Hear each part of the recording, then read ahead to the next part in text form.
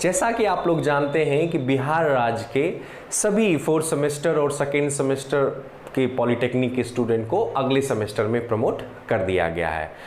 तो mechanical 4th semester के student को 5th सेमेस्टर में प्रमोट कर दिया गया है और ऑफिशियली 1 अगस्त से आपकी ऑनलाइन मोड से क्लासेस स्टार्ट हो जाएंगी ना। तो ये अभी जो स्थिति परिस्थिति है उससे ये बिल्कुल स्पष्ट हो रहा है कि ये सेमेस्टर भी जो आपको है वो कम्प्लीटली ऑनलाइन मोड में ही पढ़ना है। तो इसके लिए आप मानसिक रूप से पूरी तरह तैयार हो जाइए। इस वीडियो में मैं आपको 5th सेमेस्टर मैकेनिकल स्टूडेंट के लिए जो कोर्स स्ट्रक्चर है वो मैं आपको बताने वाला हूँ कि कौन से सब्जेक्ट हैं, ठीक है, और किस तरह के सब्जेक्ट हैं, उसको किस तरह से पढ़ना है, कैसे समझना है, और स्पेशली पावर इंजीनियरिंग के बारे में हम लोग डिटेल में जानेंगे।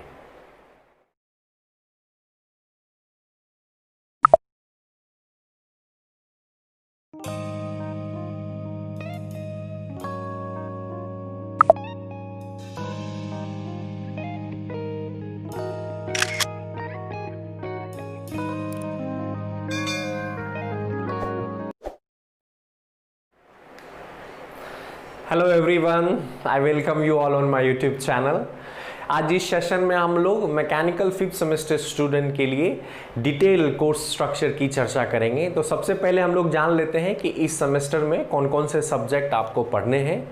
ऑफिशियली 1 अगस्त से हम लोग इस सेशन को स्टार्ट करेंगे। अभी मैं आपको बेसिक इन्फॉर्मेशन दे रहा हूं सो दैट कि अगर आपके पास जो टाइम है उस टाइम में जो प्रीवियस सेमेस्टर के कुछ इंपॉर्टेंट कॉन्सेप्ट है उसको आप पढ़ लें ताकि आपको अगले सेमेस्टर के सब्जेक्ट को समझने में आसानी होगी।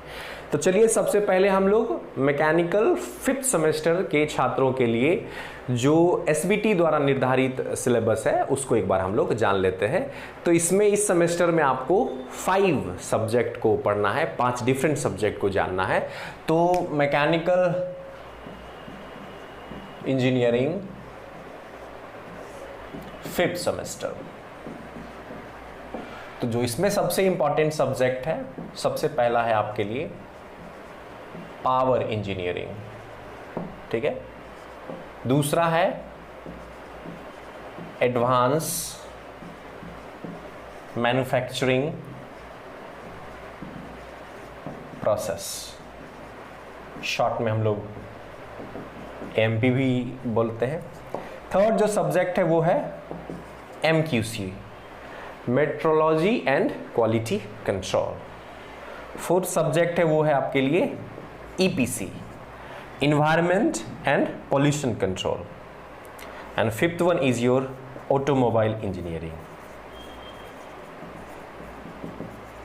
चलिए, तो ये 5 डिफरेंट सब्जेक्ट हैं जो आपको 5th सेमेस्टर में पढ़ने हैं।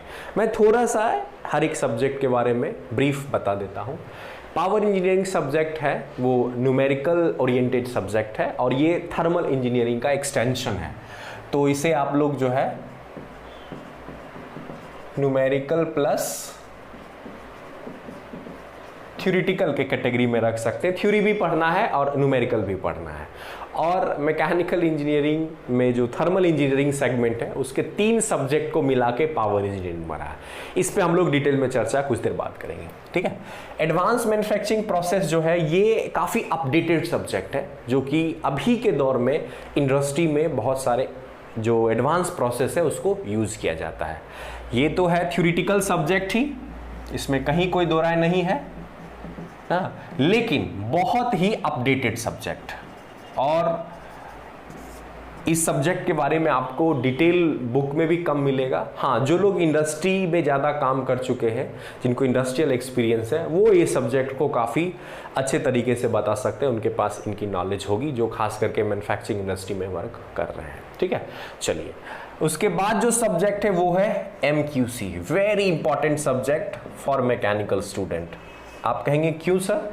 क्योंकि जैसे ही आप पास करोगे कोई भी मैकेनिकल जॉब इंटरव्यू में आप जाएंगे तो सबसे पहला जो वो क्वेश्चन पूछेंगे वो मेजरिंग इंस्ट्रूमेंट के बारे में पूछेंगे, चाहे वो वर्नियर कैलिपर हो, माइक्रोमीटर हो, या स्लिप गेज हो, या साइन बार हो। ऐसे बहुत सारे मेजरिंग इंस्ट्रूमेंट्स हैं जिसका फंक्शन समझना जरूरी है और बहुत कॉमनली इंडस्ट्री में यूज होते हैं। तो जितने भी आप स्किल टेस्ट देने जाएंगे ध्यान से देखेंगे, मैकेनिकल इंजीनियरिंग में आप अगर अच्छा जॉब चाहते हैं तो आपको एक स्किल टेस्ट देना होगा और हर एक एग्जाम में मेट्रोलॉजी से क्वेश्चन रहता ही रहता है। फिर इसमें एक इंपॉर्टेंट टॉपिक आता है लिमिट, फिट एंड टॉलरेंस, जिससे भी बहुत सारे क्वेश्चंस कॉम्पिटिटिव एग्जाम में पूछे जाते हैं। तो ये आपको एमसीक्यू की बात हो गई। हाँ, ईपीसी है इन्वायरमेंट एंड पॉल्यूशन कंट्रोल, ठीक है। तो ये ऐसा सब्जेक्ट है जो बच्चे लगभग जानते हैं पर्यावरण के बारे में। हाँ, जो अभी करेंट सिनेरियो में जो इंडस्ट्रियल पॉल्यूशन हो रहा है, इंडस्ट्री के वजह से जो हमारी लाइफ प्रभावित हो रही है उसके बारे में चर्चा है। ये ऐसा सब्जेक्ट है जो आप है तो थ्योरेटिकल ही, लेकिन आप सेल्फ स्टडी करके इसको बहुत अच्छे से समझ सकते हैं। आप इससे अच्छा बुक पढ़ें, करंट न्यूज़पेपर भी आप पढ़ सकते हैं, आपको जानकारी मिलती रहेगी इंडस्ट्रियल वेस्ट के बारे में, ठीक है। और उस पर नोट्स बनाते रहें तो आपके लिए पेपर इजी है। तो ये पेपर जो है बहुत ज़्यादा डिफिकल्ट नहीं है। और नेक्स्ट है ऑटोमोबाइल इंजीनियरिंग। ऑटोमोबाइल इंजीनियरिंग काफ़ी इंपॉर्टेंट सब्जेक्ट हो जाता है, खास करके मैकेनिकल इंजीनियरिंग स्टूडेंट के लिए, क्योंकि पावर इंजीनियरिंग में आप एक सब्जेक्ट पढ़ोगे that is called IC engine. तो फर्स्ट 2 यूनिट्स जो है वो आईसी इंजन है, और वो पढ़ने के बाद डेफिनेटली आपको ऑटोमोबाइल इंजीनियरिंग काफ़ी समझ में आएगा कि कोई भी जो हमारे जो ऑटोमोबाइल है, चाहे वो मान लेते हैं बाइक है, 4 व्हीलर है, 2 व्हीलर है, वो कैसे वर्क करता है, उसमें कौन कौन से कंपोनेंट होते हैं या उसकी वर्किंग क्या मैकेनिज्म है, वो सारी जानकारी काफ़ी अच्छे लेवल तक जो है वो आपको ऑटोमोबाइल में मिल जाएगा। तो ये सब्जेक्ट भी बहुत ही इंपॉर्टेंट है आपके लिए, ठीक है। बट ये सब्जेक्ट मोस्टली ये भी जो है आपके लिए क्या है, थ्योरेटिकल सब्जेक्ट है। ये भी आपको थ्योरेटिकल सब्जेक्ट है। तो समझना होगा कि इस 5 सब्जेक्ट में आपको सिर्फ जो फर्स्ट सब्जेक्ट है वो आपको न्यूमेरिकल ओरिएंटेड मिलेगा, ठीक है। और ये कॉम्पिटिटिव एग्जाम के लिए भी बहुत इंपॉर्टेंट है। तो इसमें है कि आपके बेसिक कॉन्सेप्ट पहले आप समझें, उसे क्लियर करें, आप सेमेस्टर के लिए अपने आप को तैयार करें। उसके बाद अगर आपकी जिज्ञासा और है और आप अच्छा करना चाहते हैं तो जो भी कॉम्पिटिटिव एग्जाम के जो क्वेश्चंस है आप उसको कर सकते हैं, ठीक है। कहने के लिए तो बहुत लोग कहेंगे कि ये कॉम्पिटिटिव एग्जाम में आता है, लेकिन कौन से चैप्टर से कितना क्वेश्चन आता है वो सारी जानकारी बहुत कम लोग आपको बता पाएंगे। तो चलिए मैं आपको ड्यूरिंग द कोर्स जो भी इंपॉर्टेंट टॉपिक होगा वो मैं आपको बताते जाऊंगा, और मैं बीच बीच में टेस्ट भी लेते रहूंगा। तो आप चाहेंगे तो उस पेपर को आप तैयार कर सकते हैं, ठीक है। ये एक ब्रीफ इंट्रोडक्शन हो गया जो एसबीटी द्वारा निर्धारित mechanical engineering 5th semester student के लिए डिजाइंड सिलेबस है। थोड़ा सा जो है मैं कहूँगा कि पिछले सेमेस्टर जैसे सब्जेक्ट्स नहीं है। पिछले सेमेस्टर में बहुत अच्छे सब्जेक्ट्स थे मैकेनिकल इंजीनियरिंग में। 4th सेमेस्टर में थर्मोडायनामिक्स था, आपको फ्लूइड था, मैकेनिक्स था, थ्योरी ऑफ मशीन था, मैन्युफैक्चरिंग प्रोसेस, ये सब बहुत अच्छे सब्जेक्ट्स हैं। और स्कोरिंग पेपर भी, हाँ, इसमें आप जो है ज़्यादा अच्छे मार्क्स जो है पावर इंजीनियरिंग में स्कोर कर सकते हो, ठीक है। तो बहुत कम एफर्ट में अगर आप स्मार्टली अगर इस सब्जेक्ट को पढ़ते हैं और आपका कंसेप्ट क्लियर है तो आप इस सब्जेक्ट में 90-95 स्कोर कर सकते हैं। अगर आपको कॉलेज रेपुटेशन अच्छा है, कॉलेज से इंटरनल मार्क्स आपके अच्छे मिल रहे हैं और आपकी सब्जेक्ट्स पे पकड़ है तो इसमें कर सकते हो। बाकी सब पेपर में भी मार्क्स आते हैं, ठीक है, लेकिन चूंकि थोड़ा थ्योरेटिकल पेपर हो जाता है तो पावर इंजीनियरिंग की तुलना में उतने मार्क्स नहीं उठेंगे, बट इसमें भी अच्छे मार्क्स आते हैं। एडवांस मैन्युफैक्चरिंग प्रोसेस का सिलेबस थोड़ा छोटा है रिलेटिवली ना। एनवायरमेंटल पॉल्यूशन कंट्रोल जो है, बच्चे अगर लिखने की शैली अच्छी है तो आप इसमें बहुत अच्छा मार्क्स ला सकते हैं, ठीक है। तो थोड़ा सा जो है आपको राइटिंग स्किल भी इस सेमेस्टर में इंप्रूव अपनी करनी होगी। अब आपके सीरियस होने का टाइम आ गया है। 4th सेमेस्टर तक तो थोड़ा लाइट माइंडेड हम लोग रहते हैं कि अच्छा अभी डिप्लोमा चल रहा है, बट अब जो है आप 5th सेमेस्टर में आ गए हैं, ऑलमोस्ट आप, मैं कह सकता हूं कि आप फाइनल स्टूडेंट आप हो गए। तो अब आपको बिल्कुल सीरियस पढ़ाई करनी होगी। आपको प्लेसमेंट्स के बारे में भी सोचना होगा, या आप कॉम्पिटिटिव जॉब चाहते हैं तो उसके लिए भी सोचना होगा, तो आपको प्रिपेयर करना होगा। तो चलिए मैं आपको इसमें जो मैं आपको बताने वाला हूँ पावर इंजीनियरिंग के बारे में मैं आपको भी डिटेल में बताने वाला हूँ, क्योंकि ये सब्जेक्ट मैं आपको पढ़ाने वाला हूँ। ठीक है, तो ये एक ऑनलाइन प्लेटफॉर्म है, आप इस YouTube चैनल से जुड़े रहिए। मैं हर एक लेक्चर जो कि SBT के हिसाब से सिलेबस डिज़ाइन की गई है मैं आपको बताऊंगा, और उसी लेक्चर के डिस्क्रिप्शन लिंक में उस टॉपिक का जो PDF होगा, मेरे खुद के हाथ से लिखा हुआ नोट्स, वो आपको मैं प्रोवाइड कर दूंगा। उसके बाद उसे और आप अच्छे तरीके से लिख सकते हो। मैं आपको बताऊंगा कि आप अच्छी बुक्स पढ़ें, क्योंकि अगर आप कोई सब्जेक्ट अच्छा करना चाहते हैं तो ज़्यादा नोट्स के पीछे ना जाएं। नोट्स तो आपको इधर उधर मार्केट में मिल जाएंगे। अच्छे बुक्स पढ़ने की आदत डालें। हाँ, थोड़ा सा ये अनोखा सब्जेक्ट है, मैं बताऊँगा क्यों अनोखा है, और इसको थोड़ा स्मार्टली पढ़ना होगा, क्योंकि ये इसके लिए कोई प्रिसाइज बुक नहीं है, क्योंकि ये कोई सब्जेक्ट है ही नहीं हमारा मैकेनिकल इंजीनियरिंग में, इसे ज़बरदस्ती का सब्जेक्ट बनाया गया।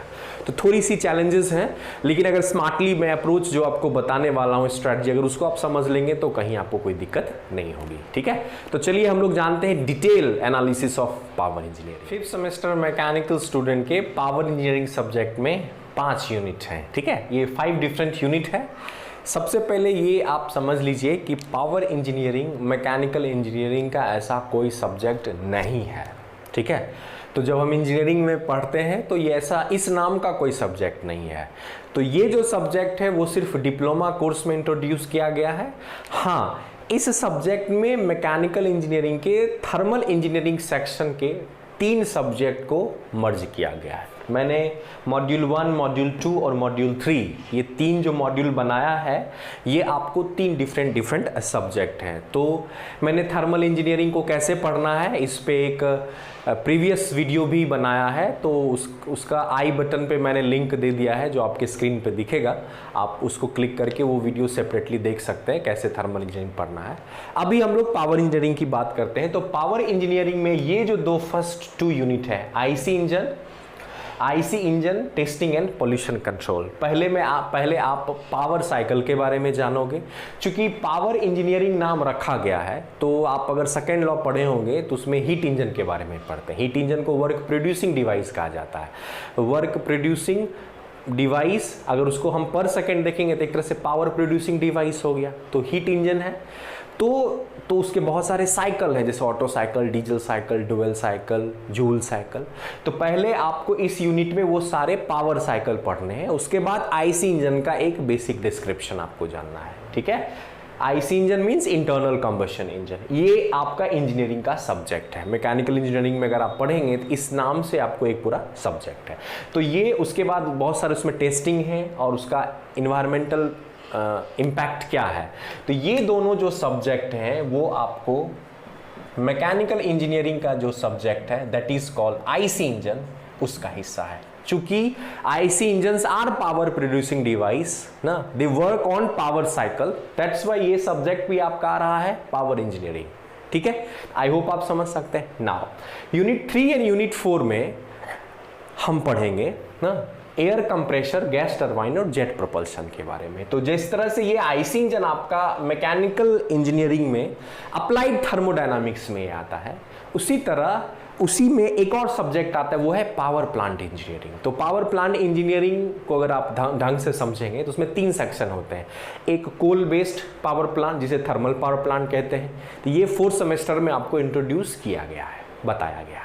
फिर एक हाइड्रो पावर प्लांट होता है जो कि आप फ्लूइड मशीनरी में पढ़ चुके हैं, और एक होता है हमारा गैस टरबाइन पावर प्लांट या आईसी इंजन पावर प्लांट भी होता है, तो वो आपको इस सब्जेक्ट में मिलेगा। तो गैस टरबाइन पावर प्लांट जो हमारा सिस्टम है उसी कॉन्सेप्ट को यूज करके हम लोग एयरक्राफ्ट इंजन के बारे में पढ़ते हैं, या जो आप ये पढ़ रहे हैं जेट प्रोपल्शन ना, जो जेट्स है, जेट इंजन कैसे वर्क करता है, तो concept where they are very similar, Brayton cycle पे वर्क करता है। ठीक है, तो ये उसी का हिस्सा है। तो गैस टरबाइन पावर प्लांट पढ़ने के लिए उसमें जो सबसे की एलिमेंट होता है वो 2 डिवाइस होते हैं, एक कंप्रेशर और एक टरबाइन।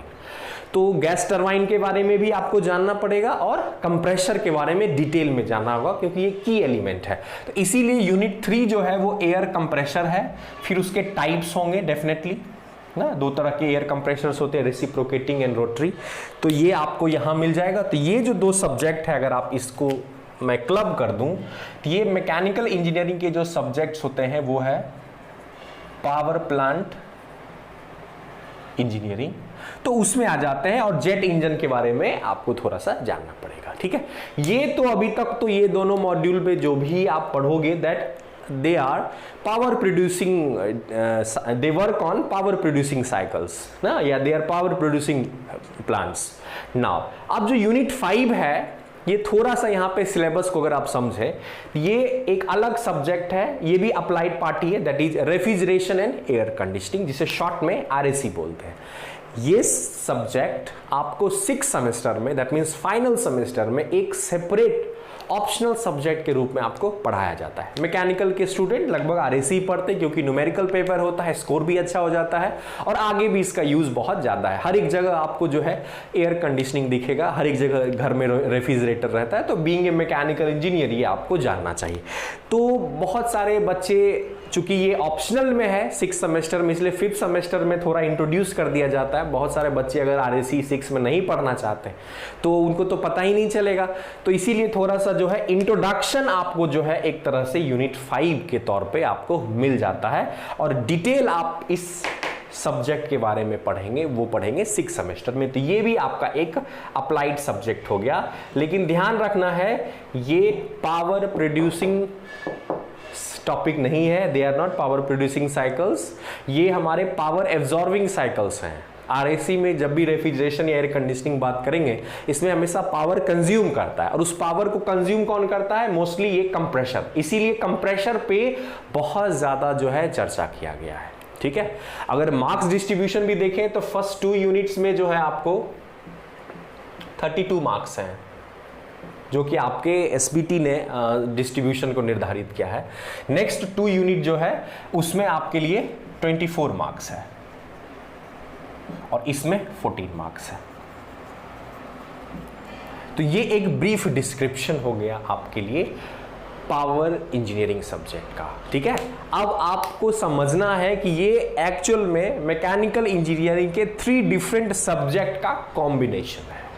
ठीक है, चाहे पावर प्रोड्यूस करो या एब्जॉर्ब करो, बात तो पावर की हो रही है, इसीलिए इसका नाम रख दिया गया पावर इंजीनियरिंग। बट मैं आपको फिर बता दे रहा हूं, अगर आप मैकेनिकल सब्जेक्ट से इंजीनियरिंग करेंगे एज सच कोई सब्जेक्ट नहीं है। ठीक है, तो अगर आपको कोई पावर इंजीनियरिंग के बारे में पूछता है तो आप क्लियरली बताइए कि ये सर थर्मल इंजीनियरिंग का ही एक्सटेंशन है, जिसमें 3 सब्जेक्ट को क्लब करके हमारा सिलेबस डिजाइन किया गया है।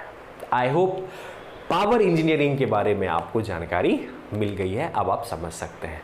अब मैं आपको बताने वाला हूं कि इस सब्जेक्ट को अगर आप पढ़ना चाहते हैं, अच्छे तरीके से जानना चाहते हैं, तो क्लियर स्ट्रेटजी क्या होगी, आपकी स्ट्रेटजी क्या होगी, क्या प्री रिक्विजिट नॉलेज जरूरत है इस सब्जेक्ट को पढ़ने के लिए। सबसे पहली गलती जो बच्चे करते हैं वो यही करते हैं कि सिलेबस को ही ढंग से नहीं समझते हैं।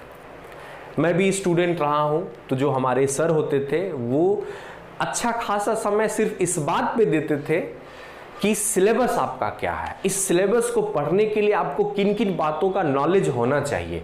अगर आपका वही पार्ट क्लियर नहीं है तो आप करेंट सब्जेक्ट कभी नहीं समझोगे।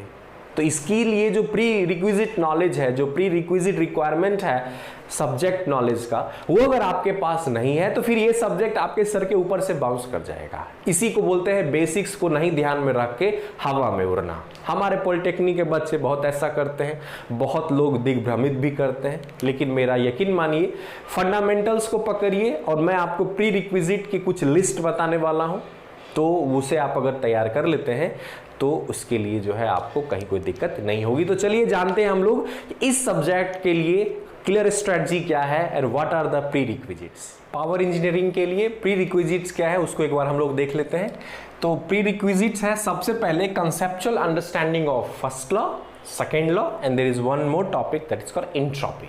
ठीक है, अब कहोगे कि सर ये तो 4th सेमेस्टर में हमने पढ़ा है, बट माय डियर स्टूडेंट आप मत भूलिए कि आप प्रमोट हुए हैं, तो आपने कितना पढ़ा है ये तो आपका दिल ही जानता होगा। ठीक है, तो अगर आप 1 अगस्त से अपना सेशन कंटिन्यू करना चाहते हैं पावर इंजीनियरिंग में, तो आपको इसकी नॉलेज होनी चाहिए, क्योंकि वहाँ पे जो सबसे पहला टॉपिक वो है पावर साइकिल, और पावर साइकिल में आपको किसी भी साइकिल का पीवी और टीएस डायग्राम ड्रॉ करना होता है। चलिए ठीक है, तो ये आपको फर्स्ट लॉ के अंडरस्टैंडिंग का कंसेप्ट क्लियर होना चाहिए कि थर्मोडायनामिक प्रोसेस में क्या वर्क डन होता है, उसे पीवी डायग्राम में कैसे हम लोग ड्रॉ करते हैं। फिर अगर ओपन सिस्टम है, क्योंकि जो भी हम अभी पढ़ेंगे वो सारे ओपन सिस्टम है, तो उसका analysis steady flow energy equation से कैसे करेंगे, तो एसएफई का भी बेसिक कंसेप्ट क्लियर है। सेकेंड लॉ में जो कि हार्ट ऑफ थर्मोडायनामिक्स है, उसमें आपको इफिशियंसी का कॉन्सेप्ट क्लियर होना चाहिए कि हीट इंजन की इफिशियंसी कैसे निकालते हैं। कार्नोट साइकिल का अगर आपका कंसेप्ट क्लियर है तो और भी आपको कहीं कोई दिक्कत नहीं होगी। ठीक है, सीओपी जरूरत पड़ेगा आपको यूनिट 5 के लिए, जो बेसिक कॉन्सेप्ट है हीट पंप और रेफ्रिजरेटर में, तो वहां जरूरत है। इंट्रोपी की जरूरत क्यों होती है, क्योंकि चूंकि आपको ये ड्रॉ करना है TS diagram, temperature versus specific entropy diagram. ठीक है, तो इंट्रोपी अगर आपको पता ही नहीं है तो आप कैसे ड्रॉ करोगे, आप कैसे जानोगे कि थर्मोडायनामिक प्रोसेस जो भी है जैसे आइसोथर्मल है डियाबेट, उसको इंट्रोपी से कैसे रिलेट करेंगे। तो ये सारे आपको प्री रिक्विजिट नॉलेज हैं। अगर आप का ये क्लियर नहीं है तो आपके लिए मेरे पास एक बेहतरीन ऑप्शन क्या है, अभी 1 अगस्त में काफ़ी टाइम है, तो आप इससे संबंधित जो भी इंफॉर्मेशन है उसको आप गेन करो, उसको सीख लो। ठीक है, क्योंकि थोड़ा बहुत आप एफर्ट करेंगे तब जाके आप सीख पाएंगे, क्योंकि कंप्लीटली फिर से नहीं बताया जा सकता। हाँ, मेरे बहुत सारे इन सारे टॉपिक्स पे वीडियोस बने हुए हैं, तो आप प्लेलिस्ट में जाओ, आपको वहाँ से खास करके सेकेंड लॉ के तो काफ़ी सारे वीडियोस हैं, आप उसको देखो फुर्सत में, उसको देख लोगे तो एक आइडिया आ जाएगा। ठीक है, हालांकि मैं 2-4 वीडियो बनाऊंगा जो प्री रिक्विजिट टॉपिक्स है पावर इंजीनियरिंग के लिए, 1 अगस्त से पहले मैं उसे अपलोड कर दूंगा, लेकिन मैं वो आपको ब्रीफ में बताऊंगा, डिटेल में नहीं बता सकता। ठीक है, इन शॉर्ट हम लोग जरूर एक बार चर्चा कर लेंगे जो प्री रिक्विजिट्स है, बट डिटेल के लिए आपको सेपरेट वीडियो देखना होगा। तो मैं इतना जरूर मानता हूं कि इतने तो आप सिंसियर होंगे कि जो मैं प्री रिक्विजिट दूंगा उसे भी आप देख लेंगे, और अगर विशेष जरूरत लगे तो आप जो सेपरेट वीडियो है उसे भी जाके देख लीजिएगा, क्लियर हो जाएगा। या आपके पास बुक है तो पढ़ सकते हैं। ठीक है, क्योंकि आपने सेमेस्टर दिया नहीं है तो मैं समझ सकता हूं कि बच्चे बहुत अच्छे से नहीं पढ़े हैं, और अगर ये नहीं अच्छा है तो फिर मैं कितनी भी अच्छे तरीके से पढ़ा दूँ ना, अपनी जी जान भी लगा दूँ, तो आपको समझ ही नहीं आएगा। ऑनलाइन मोड में ऐसे भी बच्चे जो है अपने आप को काफ़ी दूर महसूस करते हैं, जुड़े हुए नहीं महसूस करते हैं, ऊपर से आपका बेसिक ही नहीं क्लियर होगा तो कहाँ से समझ में आएगा। तो मेरा रिक्वेस्ट है कि आप लोग प्री रिक्विजिट्स को रेडी करो, मैं कुछ वीडियो जरूर डालूंगा। ठीक है, 1 अगस्त से पहले ग्रेजुअली, तो वो भी आप देख सकते हो, बट आप भी अपने साइड से प्रिपेयर कर लो। ठीक है, तो ये प्री रिक्विजिट्स की बात हो गई। बहुत सारे स्टूडेंट बुक्स की चर्चा करते हैं कि सर मैं कौन सा बुक पढूं, क्योंकि इस सब्जेक्ट को अगर आपने अभी तक समझा होगा तो इस सब्जेक्ट में 3 सब्जेक्ट हैं। ठीक है, और एसबीटी ने ये अपने तरह से कोर्स डिजाइन किया है। ठीक है, तो एज सच कोई प्रिस्क्राइब्ड बुक इस सब्जेक्ट का नहीं है, और अगर मार्केट में कोई बुक अवेलेबल है भी तो वो बहुत ज़्यादा अप टू मार्क नहीं है। तो मैं यही कहूँगा कि आप अच्छी बुक्स पढ़ने की आदत डालें। थोड़ा मेहनत लगेगा क्योंकि सबके पास मोबाइल है, सारे बुक्स के पीडीएफ अवेलेबल है।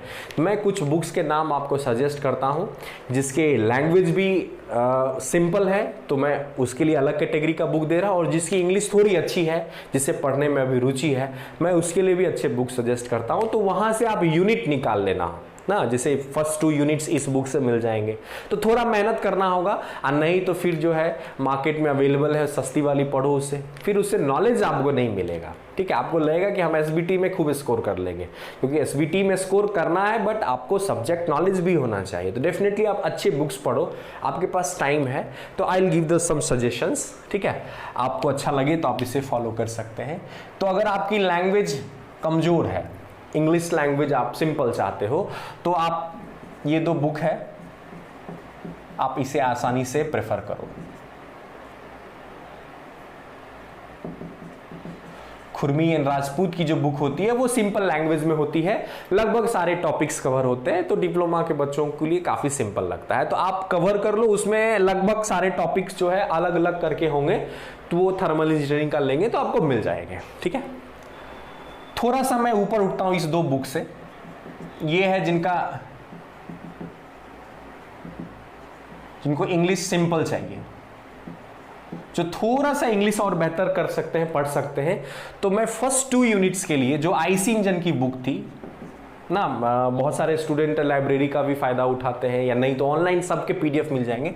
तो आईसी इंजन के एक बहुत ही अच्छी बुक है वी गणेशन, मैंने भी पढ़ी थी, आज भी पढ़ता हूं, आज भी मेरे पास है, बहुत अच्छी बुक है। ये आईसी इंजन पे ही है, इनका गैस टरबाइन भी सेपरेट आता है, ठीक है, आप वो भी पढ़ सकते हो गैस टरबाइन के लिए।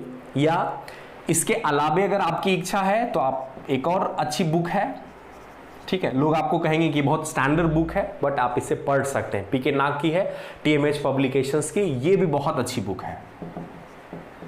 तो जो फर्स्ट 2 यूनिट्स है 1 और 2, उसके लिए तो ये बुक सबसे बेस्ट है, IC engine by V Ganesan. इसमें उससे ज्यादा जानकारी आपको किसी बुक में नहीं मिलेगी, तो वो ले लो आप।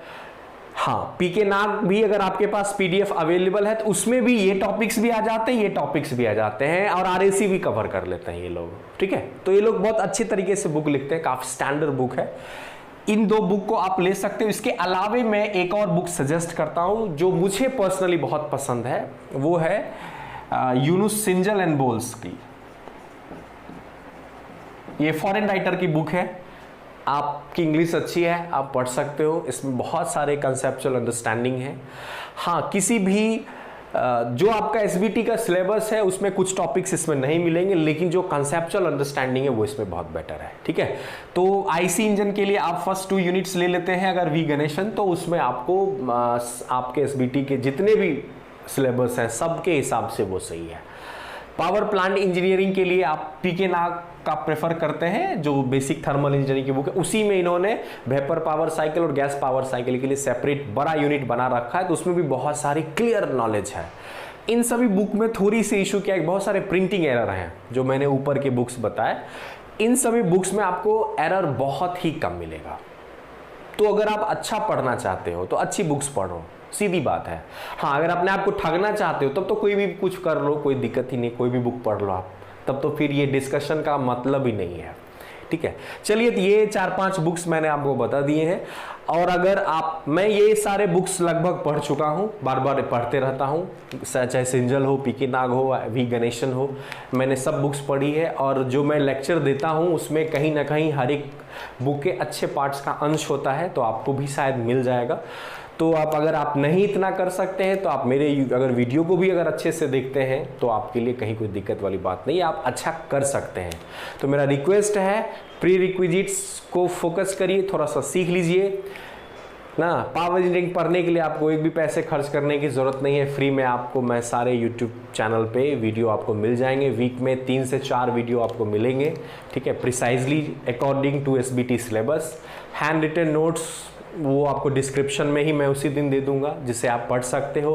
बुक्स मैंने बता दिए, तो मैंने वो सारी चीज़ें आपको दे दी जो आपको पढ़ने के लिए ज़रूरत है। हाँ, अगर आप अपने आप को ठगना चाहते हो तो फिर बहुत सारे एक्सक्यूज़ आपके पास होंगे, सर मेरे पास फ़ोन नहीं है, बुक्स नहीं है, सर मेरे पास पैसे नहीं है, ये नहीं है, वो नहीं है, ठीक है, वो अलग चीज़ है। अगर आप सिंसियर स्टूडेंट हो ना, तो आप आसानी से करिए, बस आप चैनल को सब्सक्राइब करिए, नोटिफिकेशन लिंक को बटन को प्रेस कर दीजिए, मैं वीडियो डालूंगा।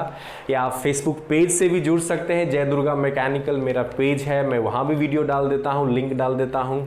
आपके पास नहीं है, आप डाउनलोड करके देख लो, जो भी मैं नोट्स दूंगा उसे आप पढ़ना, तो बहुत सारे स्कोप हैं ना।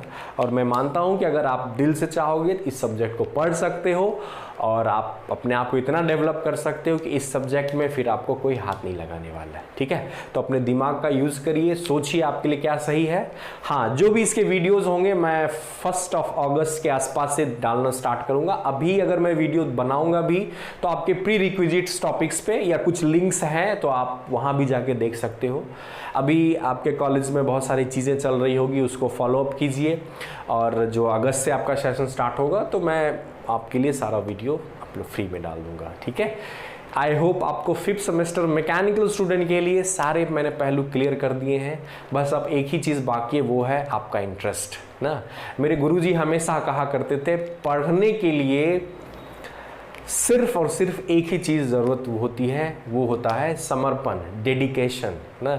अगर आप मैकेनिकल के प्रति, अपने टीचर के प्रति डेडिकेटेड हैं, समर्पित हैं, तभी आपके अंदर एक्चुअल नॉलेज का ट्रांसफ़र होगा। अदरवाइज जितने भी डिफरेंट मोड ऑफ नॉलेज के ट्रांसफ़र होने हैं वो सारे टेम्प्ररी होते हैं। अगर आप परमानेंट नॉलेज जानना चाहते हैं, you have to dedicated towards your book, towards your teacher, towards your mentor, जो भी हैं आप उनसे जुड़े रहिए, उनसे बातें करिए। हाँ, मेरे पास कुछ एडिशनल रिस्पॉन्सिबिलिटी भी होती है ना, तो इसलिए कुछ वीडियो डालने में कभी कभी समय लग जाता है, बट हमेशा मैं सिंसियर रहता हूँ कि आपके लिए वीडियो डालता रहूँ। और ये एक तरह से मैं आपको कमिट करता हूँ कि 3 to 4 वीडियोज़ आपको वीक में ज़रूर मिलेंगे, और वो इतने सफिशिएंट होंगे कि एक सप्ताह फिर आपको होश नहीं होगा उसको कवर अप करने में, क्योंकि वो काफ़ी प्रिसाइज और अच्छे वीडियोज़ होंगे और उसके लिए आपको काफ़ी मेहनत करनी होगी।